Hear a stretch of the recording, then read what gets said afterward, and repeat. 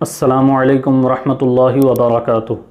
امید کرتا ہوں کہ آپ تمامی حضرات بخیر ہوں گے۔ آج میں آپ کے لیے ایک بڑا ہی عجیب و غریب واقعہ لے کر آیا ہوں۔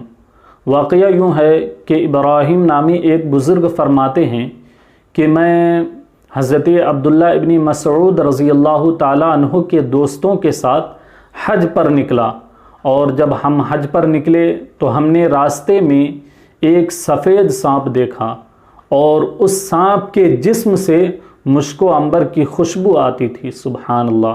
وہ بزرگ فرماتے ہیں کہ ہم نے کیا دیکھا کہ وہ سانپ بے چین ہے اور کسی تکلیف میں مبتلا ہے۔ تھوڑی دیر کے بعد کیا دیکھتے ہیں کہ وہ سانپ مر گیا۔ وہ بزرگ فرماتے ہیں کہ میرے دل میں اس کے تعلق سے نیک گمان ہوا، چنانچہ میں نے اپنے پاس سے ایک کپڑا لیا اور اس کپڑے میں اس سانپ کو لپیٹ دیا، اور لپیٹ کر راستے سے ہٹ کر ایک صاف جگہ میں جا کر میں نے اس کو دفن کر دیا، اور دفن کرنے کے بعد ہم لوگ آگے بڑھ گئے۔ چنانچہ جب مغرب کا وقت ہوا تو ہم لوگوں نے ایک جگہ پر قیام کیا۔ جب ہم نے قیام کیا تو 4 عورتیں ہمارے پاس آئی اور کہنے لگی کہ آپ میں سے کس نے عمر کو دفن کیا؟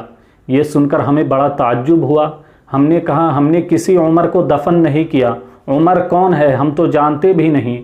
چنانچہ وہ عورت کہتی ہے کہ وہ سفید سانپ جس کو تم میں سے کسی نے دفن کیا ہے، اور وہ سانپ ایک بڑا ہی تہجد گزار اور بڑا ہی روزے رکھنے والا ایک مومن جن تھا، جو حضور صلی اللہ تعالیٰ علیہ وسلم پر 400 سال پہلے ہی ایمان لا چکا تھا۔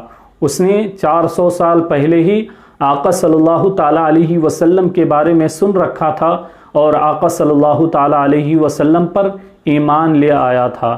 چنانچہ وہ بزرگ فرماتے ہیں کہ میں نے اس کو دفن کیا، اور پھر وہ بزرگ اللہ تبارک و تعالیٰ کا شکر ادا کرتے ہیں، اور وہ بزرگ فرماتے ہیں کہ پھر جب ہم وہاں سے مکہ مکرمہ پہنچے اور ہم نے حج کیا، اور حج کرنے کے بعد ہم حضرت عمر فاروق رضی اللہ تعالیٰ عنہ کی بارگاہ میں پہنچے، اور ہم نے ان کو یہ تمام ماجرا سنایا، تو حضرت عمر فاروق رضی اللہ تعالیٰ عنہ فرماتے ہیں کہ ہاں، میں نے بھی آقا صلی اللہ تعالیٰ علیہ وسلم سے اس جن کے بارے میں سن رکھا ہے۔ سبحان اللہ۔